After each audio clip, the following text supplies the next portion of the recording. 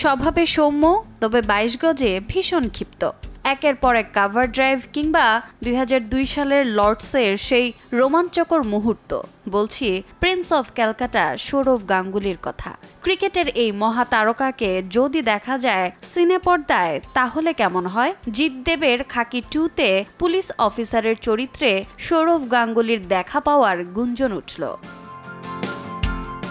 নেটফ্লিক্সের web series খাকি 2 নিয়ে দর্শকদের উন্মাদনা তুঙ্গে, কারণ ছবিতে স্ক্রিন শেয়ার করবেন জিৎ ও প্রসেনজিৎ। ইতোমধ্যে ওপার বাংলার দুই সুপারস্টারের এই খবরে অধীর আগ্রহে অপেক্ষায় আছে ভক্ত অনুরাগীরা। তারই মাঝে সৌরভের শুটিং করার খবর, গোটা ব্যাপারটা যেন হয়ে উঠল আগ্রহের কেন্দ্রবিন্দু। একেবারে খাকি পোশাকে টান টান চেহারার সৌরভকে দেখে যে কারো চোখ ধাঁধিয়ে যাবে। পুলিশ হিসেবে মানিয়েছিলও বেশ। জানা গেছে বিষয়টা কিছুটা ভিন্ন। খাকি 2 এর বিজ্ঞাপনী ছবির জন্য শুট করেছেন সৌরভ গাঙ্গুলি। পুলিশি পোশাক পরে দাদা চলে এসেছিলেন অডিশন দিতে। আপাতত দুধের স্বাদ ঘোল দিয়েই মেটাতে হবে সৌরভ গাঙ্গুলির অনুরাগীদের।